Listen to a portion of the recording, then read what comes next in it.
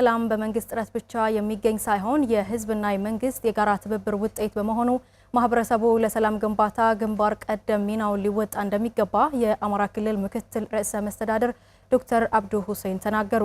የአማራ ክልል ከፍተኛ አመራሮች በደቡብ ወሎ ዞን አምባሰል ወረዳ ውጫሌ ከተማ በመገኘት ወቅታዊ የሰላምና የጸጥታ ጉዳዮችን አስመልክቶ ከከተማውና ከአካባቢው ማህበረሰብ ጋር መክረዋል። በቃል ፈረደ ከስፍራው ዝርዝር መረጃ ደርሶናል። በአምባሰል ወረዳ ውጫሌ ከተማ በተካሄደው በዚህ የሰላም ውይይት ላይ የተሳተፉ ነዋሪዎች ባለፉት 3 ዓመታት በሰላም እጦት ምክንያት በማህበረሰቡ ላይ ከፍተኛ ማህበራዊና ኢኮኖሚያዊ ቀውሶች ማጋጠማቸውን ገልጸው ሁሉም ወገን ለሰላም ቅድሚያ ሊሰጥ እንደሚገባ ተናግረዋል። የአምባሰል ህዝብ ሰላምና ሰላም ይፈልጋል። እንቅልፍ 3 ዓመት አጥተናል። አንድ ጥይት ሲተኮስ ትምህርት ቤቶች ተዘግተው ልጆቻችን መማር አልቻሉም። ከኛስ ምን ችግር አለ? ከመንግስትስ ምን ችግር አለ? ይህን ሰላም ተቀራርበን ህብረተሰቡም ወደ ቀልቡ መለስ ብሎ ምክክር ብናደርግ መንግስትም እንደ ሰላም አስቦ እዛም ያለው አካል እንደ ሰላም አስቦ ለሰላም ለህዝብ ይዘን ለህዝብ ይታዘን። ህዝብ እያለቀው እየሞተ ነው። በብልጽግና ፓርቲ የአማራ ክልል ቅርንጫፍ ጽሕፈት ቤት የአደረጃጀት ዘርፍ ኃላፊ አቶ ፍስሐ ደሳለኝ ነዋሪው አካባቢውን ከግጭት አውድማነት አውጥቶ የሰላም አየር የሚተነፍስበት እንዲሆን የድርሻውን ሊወጣ እንደሚገባ አሳስበዋል።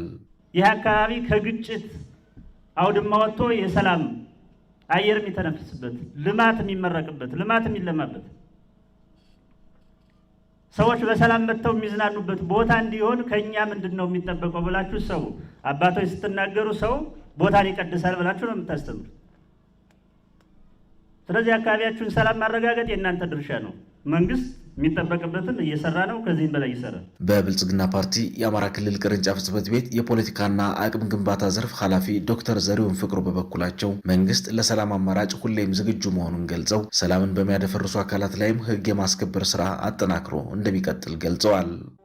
እኛ የሰላም አማራጭ የሚቀበሉ ማናቸውም ኃይሎች ከትናንት እስከ ዛሬ ነገም እጃችን መቼም አይታጠፍም አሻፈረኝ ብለው ከወያኔ ጋር ተሳስረው የአማራ ክልልን ህዝብ እያሰቃዩ ባሉ ኃይሎች ላይ መንግስት በከፍተኛ ሁኔታ ህግ የማስከበር ስራ ይሰራል።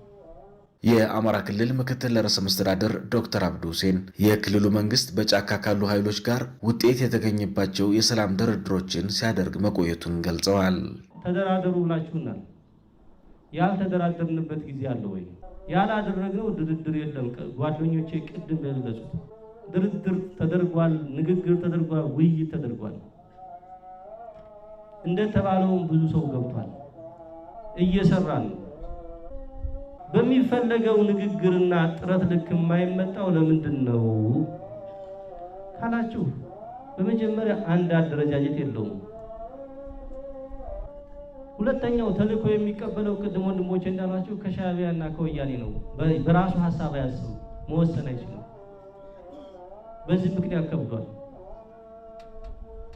ሶስተኛው የወንጀልና የገንዘብ ጉዳይ አለባቸው። ምክትል ርዕሰ መስተዳድሩ አክለውም ማህበረሰቡ ግጭትንና ብጥብጥን ሊጸየፍ እንደሚገባ ገልጸው ሰላም የህዝብና የመንግስት እውነተኛ ንግግር ውጤት መሆኑን ተናግረዋል። እንደ ህብረተሰብ ግጭትና ሁከትና ብጥብጥን ተጠይፉ፣ ለዚህ የሚመግብ ቦታ አትስጡ። ሰላም በህዝብና በመንግስት መካከል የሚደረግ ሀቀኛ ንግግር ነው። በጉዳዩ ዙሪያ ሰላም የልማትም ውጤት ነው። ልማትም ለሰላም ፋይዳ ስላለው ሁሉንም ሶስቱንም ነገር አስተሳስረን መስራት የሚያስፈልግበት ሁኔታ ነው ያለው። ዶክተር አብዱ ሁሴን ለሰላም መረጋገጥ ህዝቡ ከመንግስት ጋር በቅንጅት እንዲሰራም ጥሪ አቅርበዋል።